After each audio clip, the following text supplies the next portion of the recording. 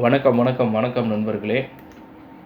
கர்நாடகா அணைகளில் இருந்து 24,000 கன அடி நீரை திறக்கணும் அப்படின்ற மாதிரி தமிழ்நாடு அரசு வலியுறுத்தி வந்துட்டுருக்கிற நிலையில், தமிழகத்திற்கு காவிரியில் தண்ணீர் திறக்கவே கூடாது அப்படின்னு சொல்லி கர்நாடகா விவசாயிகள் போராட்டத்தில் இறங்கியிருக்கிறாங்க.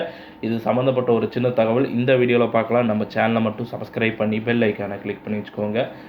அதாவது கர்நாடகா மாநிலத்தின் மாண்டியா மாவட்டத்தில் இன்று முழு அடைப்பு போராட்டமும் நடைபெறுகிறதா தகவல் வெளியாயிருக்கு.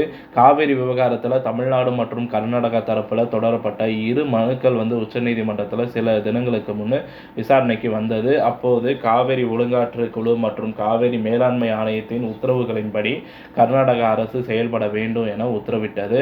அதாவது ஒழுங்காற்று குழு மற்றும் மேலாண்மை வாரியத்தின் சமீபத்திய பரிந்துரையின்படி கர்நாடகாவில் இருந்து 15 நாட்களுக்கு தினமும் ஒரு 5,000 கன அடி நீரை தமிழ்நாட்டுக்கு திறக்குமாறு அறிவுறுத்தப்பட்டது. ஆனால் செப்டம்பர் 26ஆம் தேதி வரை மட்டும் பார்த்தீங்கன்னா தமிழகத்துக்கு காவிரி நீர் திறந்துவிடவே கர்நாடகா அமைச்சரவை முடிவு செய்திருப்பதாக தகவல் வெளியானது.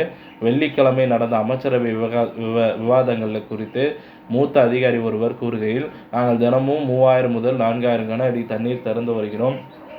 ஆனால் மேலாண்மை வாரியத்தின் வழிகாட்டுதல்படி 5,000 கன அடி வீதம் எங்களால் திறக்க முடியாது. இருப்பினும் நீதிமன்ற அவமதிப்புக்கு ஆளாகலாம் என்பதால் இதை பதிவு செய்ய முடியாது என்கிறார்கள். மேலும் கர்நாடகா விவசாயிகள் இதற்கு முழுமையாக எதிர்ப்பு தெரிவிக்கின்றனர். தமிழ்நாட்டுக்கு காவிரி ஆற்றில் தண்ணீர் திறந்து விடுவதற்கு எதிர்ப்பு தெரிவித்து மாண்டியா மாவட்டத்தில் மாவட்ட விவசாயிகள் நல சங்கத்தினர் இன்று ஒரு நாள் முழு அடைப்பு போராட்டத்திற்கு அழைப்பு விடுக்கப்பட்டுள்ளது. அது மட்டும் இல்லாமல் சாம்ராஜ் நகரா, ராமநகரா, பெங்களூரு உட்பட மாநிலத்தின் பல்வேறு பகுதிகளில் விவசாய குழுக்களும் கன்னட அமைப்புகளும் இந்த போராட்டத்துக்கு ஆதரவு தெரிவிச்சிருக்கிறாங்க. மைசூர், சாம்ராஜ் நகர், ராமநகர் உட்பட பகுதிகளில் விவசாயிகளும் கன்னட அமைப்பினரும் போராட்டத்தில் ஈடுபட்டிருக்கிறாங்க. இதனால் மாநிலம் முழுவதுமே பாதுகாப்பு பலப்படுத்தப்பட்டுள்ளது.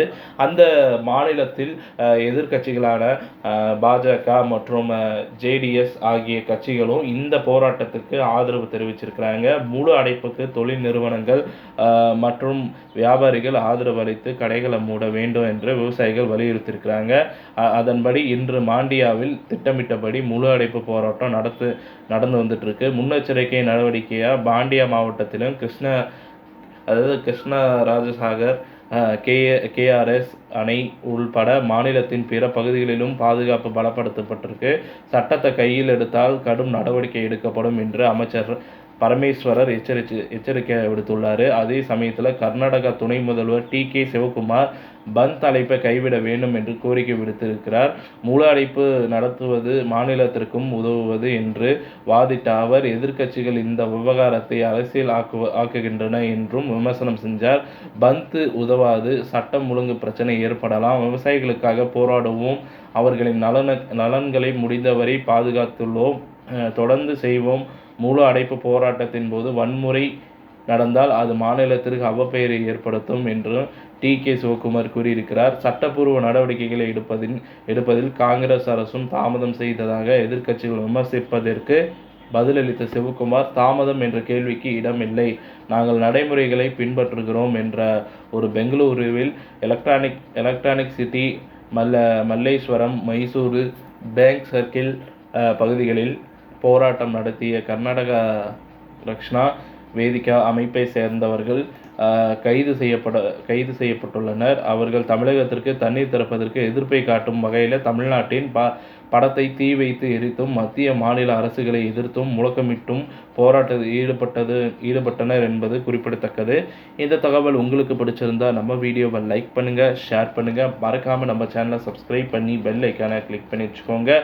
நன்றி, வணக்கம்.